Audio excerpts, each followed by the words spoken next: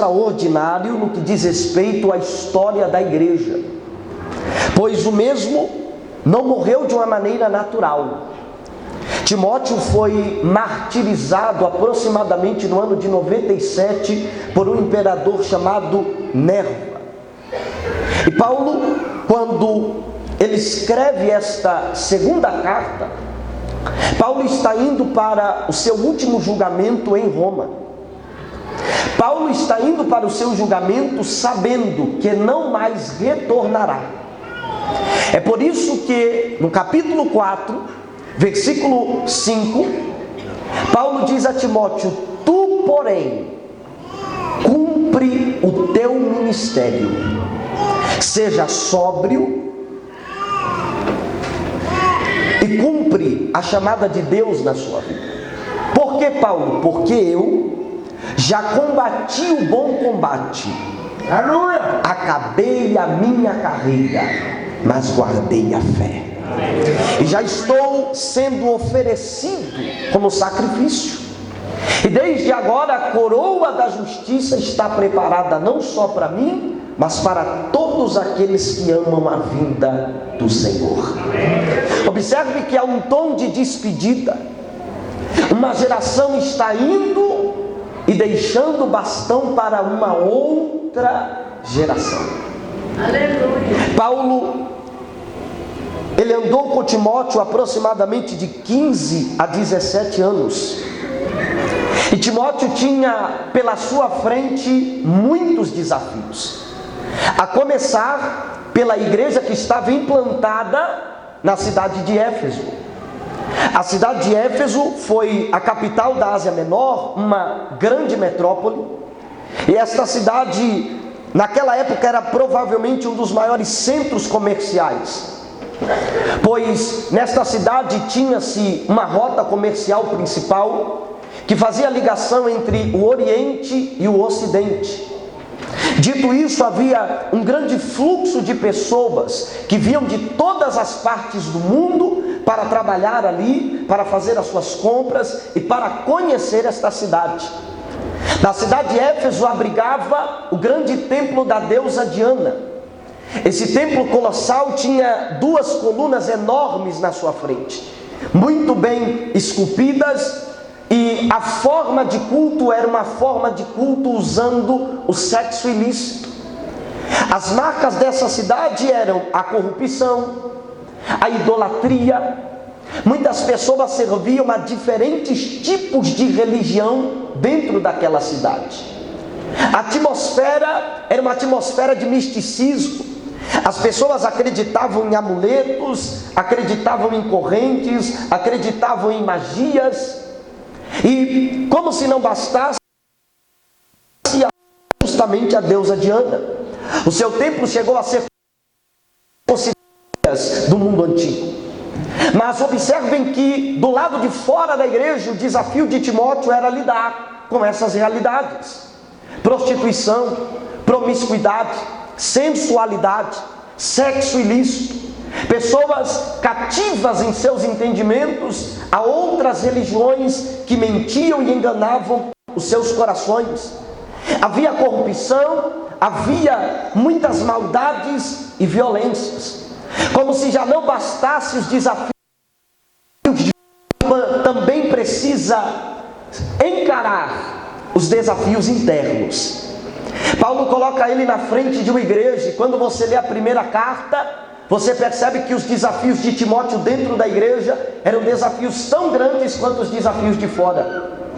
Timóteo agora precisa selecionar bons obreiros. Paulo diz para ele: ei, quem deseja o episcopado, o ministério, excelente coisa deseja, mas não coloque do seu lado para trabalhar qualquer tipo de pessoa. Coloque homens sóbrios, homens que têm uma mulher só, homens que administram bem a sua casa, porque quem não administra bem a sua casa não conseguirá administrar bem a casa de Deus. Não coloque ao seu lado homens ébrios, homens embriagados, porque eles vão te dar trabalho. Selecione bem quem vai trabalhar com você para não ter danos à igreja do Senhor.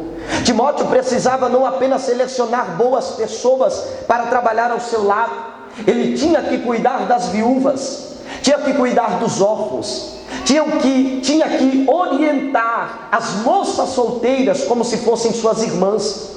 Timóteo tinha que cuidar da área social. Timóteo ia ter que confrontar os ricos que colocavam a sua esperança nas suas riquezas. Timóteo tinha que ser um bom obreiro, precisava cuidar de si mesmo, precisava cuidar da palavra para ter uma palavra para quem precisava de uma palavra. Tinha que ser alguém que era de uma postura muito extraordinária, pois ele era referência daquela igreja.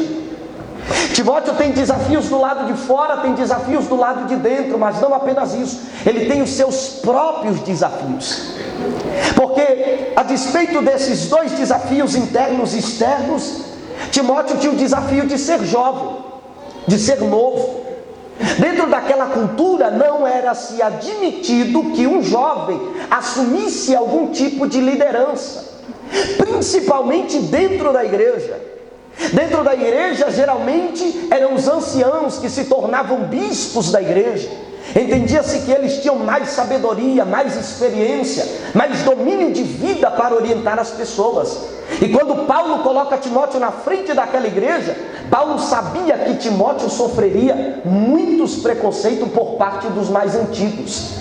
É por isso que na primeira carta Paulo diz no capítulo 4, versículo 12: Timóteo, não deixa ninguém te desprezar pelo fato de você ser novo. Ninguém te despreze porque você é mais novo, porque você é jovem. Eu já ouvi profecias acerca de você e sei que Deus tem algo na sua vida que Ele vai projetar. Aleluia! Então não permita que alguém meneie a cabeça, mas tenha postura. Vá ler, vá estudar, exorte com amor, com carinho, seja alguém que é exemplo dos fiéis. Aleluia. Timóteo teria o desafio da sua juventude, não apenas isso. Quando você observa as duas cartas, Timóteo, ele não era um jovem extrovertido, pelo contrário, ele era introvertido. Timóteo não era ousado, ele tinha timidez, ele tinha medo, a sua personalidade não lhe permitia ser mais ousado. Ele era alguém retraído, não era alguém que se envolvia muito, não era alguém muito direto, muito objetivo, ele era retraído. É por isso que na segunda carta, antes de Paulo se despedir, Paulo olha para ele e diz: Timóteo, eu te exorto que você desperte o dom de Deus que há em você pela imposição de mãos.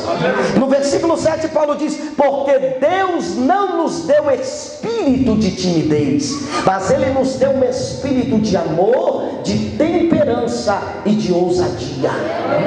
Paulo está dizendo: não fique com medo dos desafios. Agora pegue o talento, o dom, a habilidade que Deus te deu e desenvolva. Aviva o que Deus colocou na tua mão e vá para cima, porque a obra precisa de você. Alguém colocou a mão na sua cabeça, Deus liberou uma palavra sobre a sua vida e o reino de Deus está contando com a sua contribuição. Timóteo também tinha um grande desafio, que era justamente as suas enfermidades. Na primeira carta, no capítulo 5, versículo 23, Paulo diz: não tome apenas água, mas também tome um pouco de vinho, por causa do teu estômago e por causa das tuas frequentes e constantes enfermidades. Então observe o desafio desse jovem. Ele tem desafios no mundo lá fora. Ele está no meio de uma cidade promíscua, idólatra, corrupta. Ele está vivenciando no meio de uma sociedade que está distante de Deus e nem de Deus quer saber. Do lado de dentro, ele precisa estar firme, com postura, para cuidar de alguém, para levantar alguém, para alimentar alguém. E consigo mesmo ele tem os seus desafios. Ele é tímido, ele é novo, não tem muita experiência, mas andou com o apóstolo Paulo e tem as suas frequentes enfermidades. E Timóteo era alguém que tinha tudo para dar errado. Mas como nosso Deus é tão Deus, foi alguém que deu certo.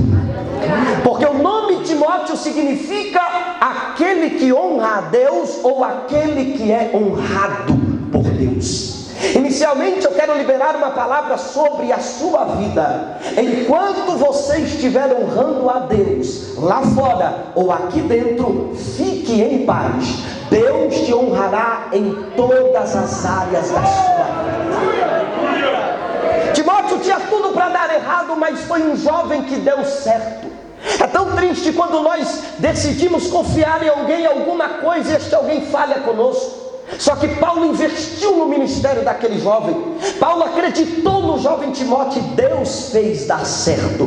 Mesmo com os seus desafios e as suas dificuldades, Timóteo permaneceu firme e foi martirizado e entrou na galeria daqueles que foram fiéis até o fim. Queridos, eu penso que Deus não espera menos de nós. E o que eu acho extraordinário é que Paulo, enquanto andava com Timóteo, em momento algum Paulo aliviou a caminhada deste jovem. O que mais me impressiona é que o apóstolo Paulo, ele trouxe uma consciência verdadeira do que era estar dentro do Evangelho. Paulo não usou uma figura romântica. Paulo não trouxe fofura para os ouvidos de Timóteo, pelo contrário. Na primeira epístola Paulo diz: meu filho, esta instrução te dou, que segundo as profecias que ouvi acerca de ti, que por elas você combata o bom combate. No capítulo 6, verso 12, Paulo diz: combate o bom combate da fé, toma posse da vida eterna, para que também foste chamados, e tendo já feito confissão diante de muitas testemunhas. Observe que Paulo não está falando de regalias, Paulo não está falando de status, Paulo não está falando de fama, de riqueza, de aplausos. Paulo olha para ele e diz: meu filho, esta instrução eu te dou, prepara, porque você está dentro de um bom combate. Meus irmãos, nós vivemos no meio de uma geração que às vezes a gente quer aliviar um pouco a barra de algumas pessoas, mas não é assim que o Evangelho deve nos formar. Nós vivemos no meio dessa geração que traz uma classificação de príncipes e de princesas, como se